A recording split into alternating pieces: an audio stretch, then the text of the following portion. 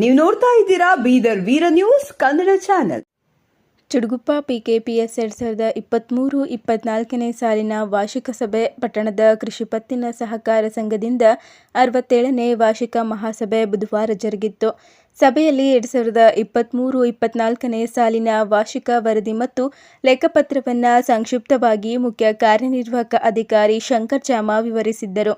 ಸಂಘದ ಅಧ್ಯಕ್ಷ ವಿಜಯಕುಮಾರ್ ಆರ್ ಮಂಕಾಲ್, ಉಪಾಧ್ಯಕ್ಷ ಮಾರುತಿ ಸಿರ್ಕೆ, ನಿರ್ದೇಶಕರಾದ ಮಹಾರುದ್ರಯ್ಯ ಸ್ವಾಮಿ, ಇಸ್ಮಾಯಿಲಾ ಥೋಡಿ, ಅಂಬದಾಸ್ ದೇವಶ್, ಬಸಪ್ಪ ಪಡ್ಗಿ, ಕಲ್ಲಪ್ಪ ಮೇತ್ರೆ, ಕಲೀಂ ಪಟೇಲ್, ಪ್ರಕಾಶ್ ಗೌಳಿ, ಗೌರಮ್ಮ ಶಿವಪ್ಪ ಮಟ್ಟಿ, ಶೈಲಜಾ ರಮೇಶ್ ಚುಡ್ಗುಪ್ಪಕರ್, ಕ್ಷೇತ್ರ ಸಹಾಯಕರು ಬೀರಪ್ಪ ನಿಂಗ್ದಾಳೆ, ಪಿಕೆಪಿಎಸ್ ಮಾಜಿ ಅಧ್ಯಕ್ಷ ಮನೋಜ್ ಕುಮಾರ್ ಶರ್ಮಾ, ಮಲ್ಲಿಕಾರ್ಜುನ್ ಪಾಟೀಲ್, ಪುರಸಭೆ ಸದಸ್ಯ ವಿಶಾಲ್ ಬೋರಳೆ, ವಿಠಲರಾವ್ ಪಟ್ಟಣ್ಕರ್, ರಮೇಶ್ ಪಾರ, ರೇವಣಪ್ಪ ಹೂಗಾರ್, ಕಲ್ಯಾಣರಾವ್ ಜಾಬಾ ಸೇರಿದಂತೆ ರೈತರು ಹಾಗೂ ಸಂಘದ ಸಿಬ್ಬಂದಿ ವರ್ಗದವರು ಉಪಸ್ಥಿತರಿದ್ದರು.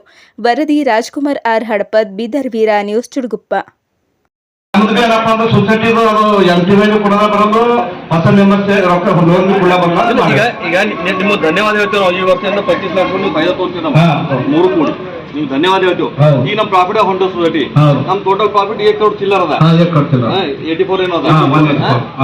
ನಮ್ಮ ಅಸೆಟ್ ಚಲೋ ಅದ ನೋಡ್ರಿ. ನಮ್ ಟೋಟಲ್ ಡಿಸಿ ಬ್ಯಾಂಕ್ ಸೇರ್ಸೆ ನಮ್ಮ ಲೋನ್ ಇದ್ದಿದೆ 5 ಕೋಟಿ ಒಳಗದ, 5 ಕೋಟಿ ಒಳಗದ.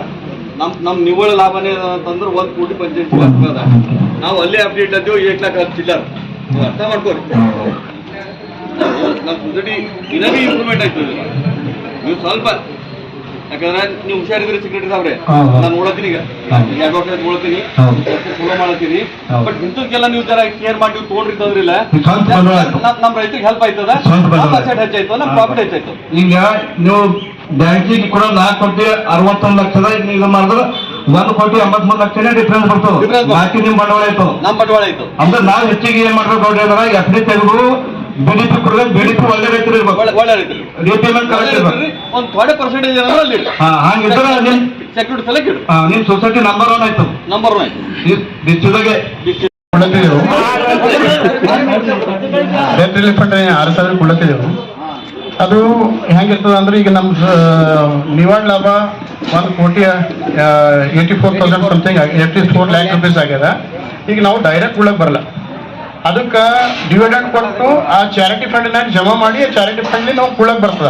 ಒಂದು ಡೈರೆಕ್ಟ್ ಇದ್ರಾಗ ಕೊಡಕ್ ನಮ್ಗೆ ಅದು ಸಿಗಲ್ಲ, ಅದು ಬರಲ್ಲ. ಅದು ಈಗ ನಾವು ಏನು ಕೊಡುತ್ತೆ ನಿಮ್ಗೆ 6,000, ಅದ್ರಾಗ ಏನು ಮಾಡ್ತೀವಿ ಶೇರ್ ಫೀಸ್ ಅಂತೇಳಿ 1,500 ರೂಪಾಯಿ ತೊಗೊಳ್ತೀವಿ. ಮತ್ತೆ ಅವರು ಶೇರ್ ಟ್ರಾನ್ಸ್ಫರ್ ಮಾಡೋತ್ತಿಗೆ ಮತ್ತೆ 2,000 ನಿಂಬಲ್ಲೇ ತೊಗೊಳತ್ತಿದ್ದೆವು ಡೆತ್ ರಿಲೀಫ್ ಫಂಡ್ ಅಂತೇಳಿ.